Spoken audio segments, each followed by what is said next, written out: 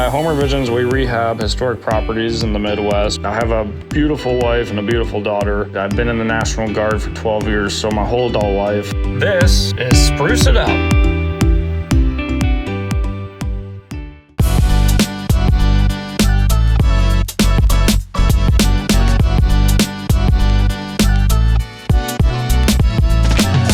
What's up, everybody? It's Nick with Home Revisions.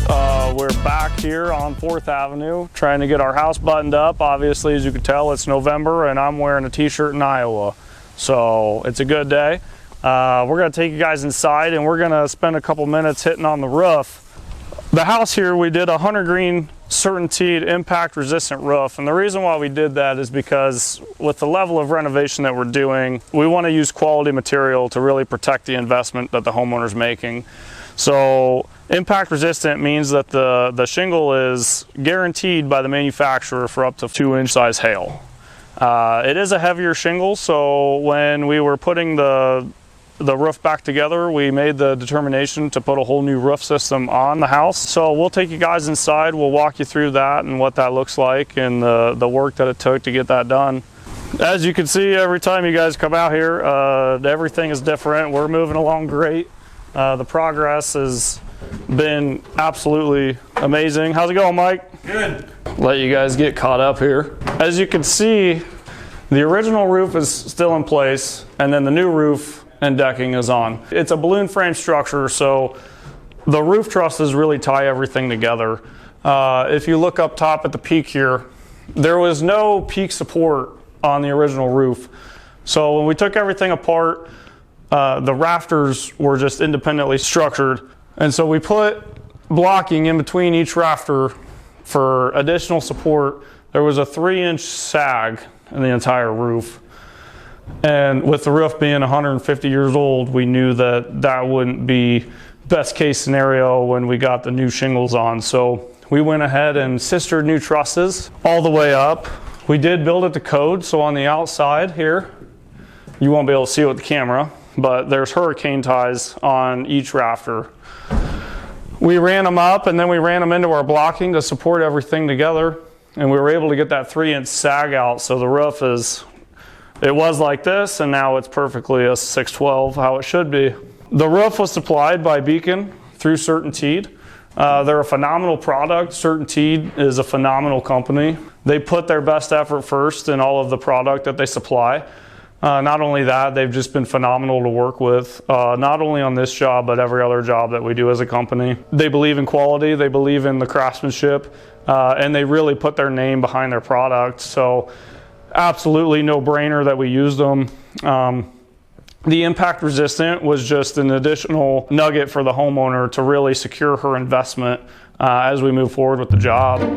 Nick is my older brother. He's a very good boss. He cares about his employees. And so I'm in high school and everybody always asks what I do. So I go on to YouTube and I pull up the preview to Spruce It Up. Once they see that, they realize that it's a lot more than just swinging a hammer. So I got a call from Nathan. We've got to go down to the St. Paul Episcopal Church. The other day, our sighting crew found a rotten corner. What we thought was going to be the answer to our problem, turns out we opened up more and more of an issue as we were diagnosing and fixing. So we're going to go over there and take a look at things and see what we need to do.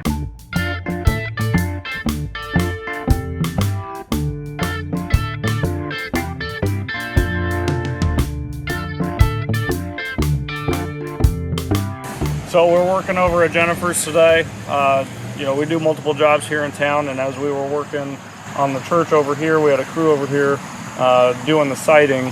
We found that the back corner of the church had some structural issues. So we called an emergency meeting with the vestry, who they're there now, back with Nathan, speaking with them about what we need to do moving forward. The outside corner was infested with carpenter ants. On a balloon frame structure, your corners carry the most load. And so we are working diligently now with the vestry, with our structural engineers, as well as the city of Grinnell, to figure out how we can fix this appropriately.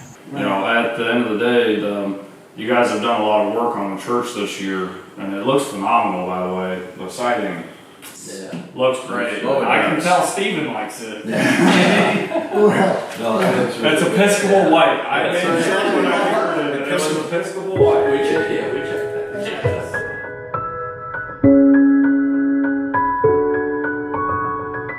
When we moved the church, which was given to us by the people of Chester, we made all the preparations and all sorts of things we did. I could talk forever, but the bell tower, because it was so tall, had to come off, and so that was cut off and put on a flatbed truck. It's a very hilly road, and what was very cool about that, as you're looking straight onto it, you could see the church rounding the top of the hill, coming down, and the flatbed truck with the bell tower behind it would come up, and it was like it was just shooting up through the top of the church, which is very cool. So we had all these, to make the move, of course, we took all the pews out, put them on a truck and brought them, stored them in a warehouse, and we would have pizza nights and get together and clean them with good old Murphy's oil and a lot of elbow grease. And then when everything was done, then we brought them back over and had them attached appropriately. The altar was built by a local craftsman. The stained glass windows actually came down on the move. When we were talking to the mover, what do we do to protect those? And we thought, well, we'd have to dismantle them, box them up, and bring them down. And as the mover said, you know, I would just leave them in there, because you'll have more chance of breaking them if you try to take them out and dismantle them. He said that on the move they will make it just fine, and they did. So this is the corner post that the guys had already replaced. Like I said, we put a lap joint in it and then bolted it through. As you can see, it's even worse going up. Yeah, we need to. And then, so this right here, this is the sill plate of the church, which is more than likely a railroad tie. And you can see where all the carpenter ants have gotten in. We need to get in here and we need to cut all of this out. These are Episcopal ants, right? See, no, they must be something different, because they wouldn't be here otherwise. Yeah, they're Episcopal ants. So they've notched it here. Yeah? So the studs have like a, Interesting. they're notched in here. And then this is a wooden peg. Wow. So when this piece came over, this one came in, they notched it here too. That's A cool. wooden peg. This is potentially a very large undertaking. And that's what I want to be upfront about, is how far do we go with this, right? Obviously, yes, we have to, if it's bad, we need to fix it. But at the same time, I don't want to just run up a tab with the church. And, you know, I want to make sure that we're being transparent with each other and that everybody's on the same page at all times. Yeah. It gives us, because of the transparency, we have confidence in you. Yep. Oh, okay. Well, thank you. My name is Wendy Abrahamson. I'm an Episcopal priest, and I'm the rector here at St. Paul's Episcopal Church. I'm originally from the Twin Cities, grew up in St. Paul. We've been on doing a project for a long time, actually, of taking care of the siding of the church. It was still the original siding, and the building is about 100 years old. Number of hail incidents and rotting wood frames and things like that. So we decided that we would find a contractor and take care of our church. And one of the decisions that the congregation made was to spend extra money so that we could have material that would be more environmentally sound. Instead of asphalt shingles, we opted to pay for steel. And then the siding is hardy board instead of wood. This is a happy, healthy, fun group of people. I have said many times, if I chose one word to describe the people of St. Paul's, I would say hilarious, in a really great way. We have a lot of fun. It's always a challenge with every congregation to take care of the building, because it's been entrusted to you by the people who built it. As you know, the history of this church even goes beyond the Episcopal Church. It was a congregational church, and they entrusted it to us. So we're taking care of it for future generations. It's not really ours. It doesn't belong to us. Challenges, you always have to raise money, and you'd rather use your funds for other things. We know that we're doing something special when we're here on Sundays for our congregation.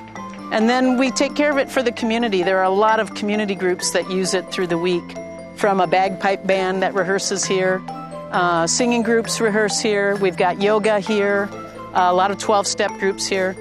So we're taking care of it for them too. So the sanctuary was originally a congregational church in Chester, Iowa. Get some lights here. And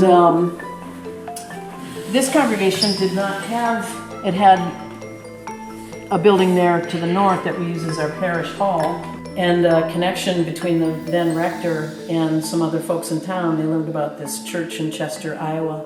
And that congregation gave this entire sanctuary to the Episcopal Church. And they drove into town. They had to like take down telephone wires and stuff in some places to get it through. The members of the congregation then shoved the sanctuary onto the basement that had been dug for it. It's pretty cool. It's been very respectful, integrity, honesty, straightforwardness, all the way along.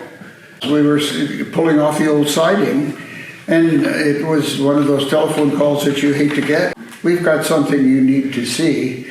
Turned out that they had discovered what we thought was originally was termites and water rot. Turned out to be only just carpenter ants. That's exciting. This is round number 2 on cabinet designs, so I've got high hopes for this one. But now they're working back on that display now, so we may want to move. So, anyway. This is Jennifer. Nice to meet you. This is Nick. Hi, Nice good to meet you. We can start over here because this is the line we started in, so we'll be close to it. Oh yeah, you're gonna want this view. I'm just kidding. Someone trip up. Just kidding. Okay, well, once we figure out hood size, let us worry about how to resize cabinets on either end. If we needed to, like she said, give you more space for the hood, we might just eliminate this upper or both. And I have the hood at our warehouse, so I can, yeah. The guts of it. Right, Yeah. the insert. Right. But, Yeah, if you want to send us those specs just so we can kind of see what we have working with. I think the only question that I have really is, I don't know if, what do you think about this? I have a dining room and I will have a breakfast room, and so I don't need to eat. Seating. Oh, okay. Great. Perfect. We can take out the seating. So can we do, the last design that we had, it was cabinets, but they were just open and there were shelves that railed out and you could put like big pots and pans underneath it. This line can do a lot. We'll see if we can make one that large, or are you okay with getting the parts to put it together? No, we can put it together, that's fine. I love it.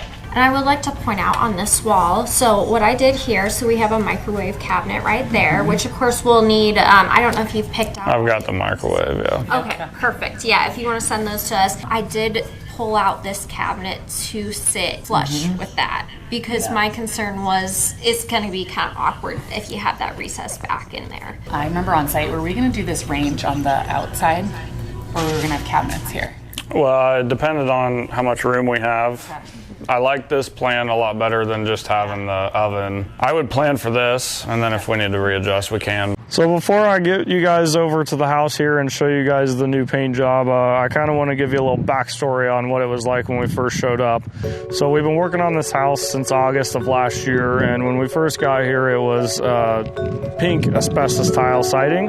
So we had that abated, we got that out here, and then underneath that we found the original redwood siding, which we have a replica of currently on the house. We took all that off because it was all too far gone. And then on the east side of the structure, spanning the entire structure of the home, we found a circus advertisement from 1866. Some of that still is actually on the house. We did leave some of it intact. So in the next 100 years, when they pull the siding off, they'll find remnants of a circus poster. In the editing, maybe you guys should add a magic wand to reveal the big paint job on the house.